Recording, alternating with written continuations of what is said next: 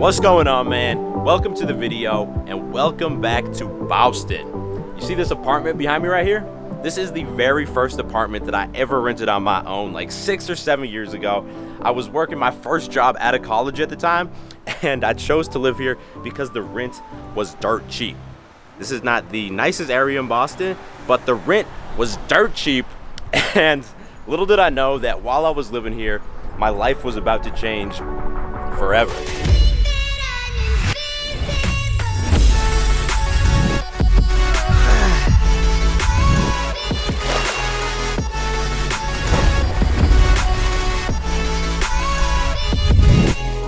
So check it out. One day I was driving home from work and I decided today is the day that I'm gonna create my first website/blog. So I got home, I went on GoDaddy.com and I started trying to find the perfect website name. And I'm not lying, man, it probably took me like 4 or 5 hours before it finally came to me. I was sitting on my toilet on my laptop and I was like, what about howtobeast.com? I searched it. It was available for purchase, and that's kind of how it all started.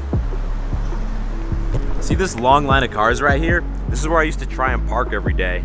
The problem is that if you got back home after like 4 or 5 p.m., you would have to park 1 or 2 miles down that road and walk like 30 minutes back to my house. Definitely one of the things that I do not miss. Hey, David?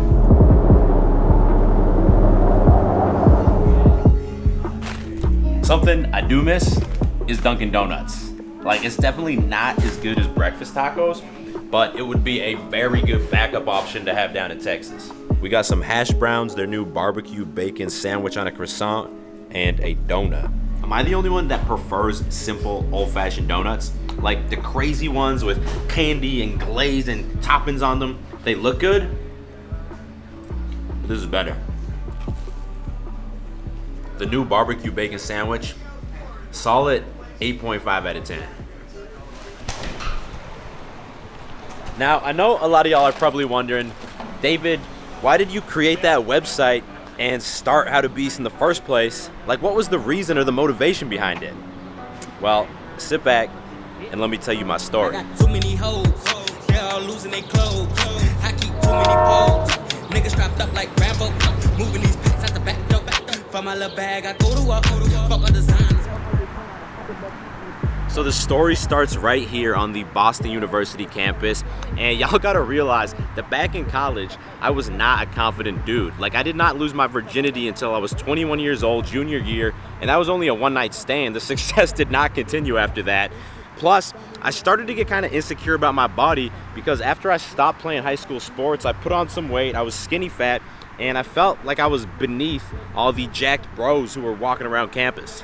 Basically, when I graduated college, I was not very happy with myself, and I had all this like pent-up anger inside of me, and that's when I became addicted to self-improvement content. I spent all day watching YouTube videos from guys like Elia Hulse and RSD Tyler, or reading books and blogs from guys like Mark Manson and Tynan. And as I implemented their advice, all of a sudden, I started making progress in these areas that I thought I could never change. After just a few months, my lifts were going up in the gym. I could see visible gains in the mirror, and doing things like asking girls out or getting laid, it wasn't easy for me yet, but no longer did it feel completely impossible or out of reach. And that's when I realized that I had to do 2 things. First of all, I had to push this personal growth thing as far as possible and achieve as much as I could and just become the strongest version of myself because it was so gratifying. And second, I had to find a way to share this feeling and all this knowledge with as many guys as I could.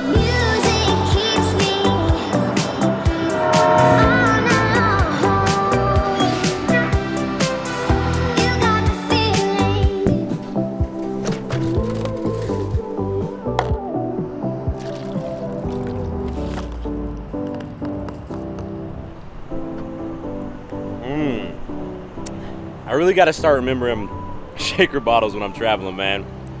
How many of y'all remember this rooftop behind me here? If you remember this rooftop, I would say that you are a certified OG beast, because I used to film pretty much every single video, or at least part of every single video on this rooftop.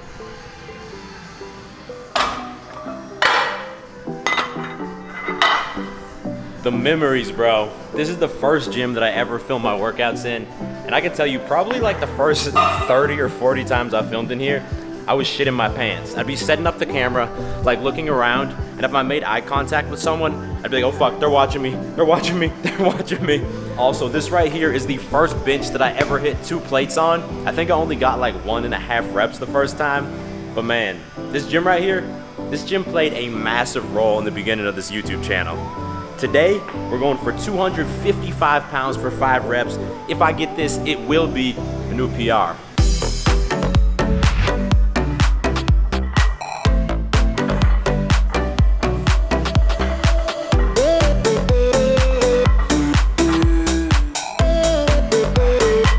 So we only have 4 reps, still technically a new PR, but I promise you, bro, next week, we're getting all 5.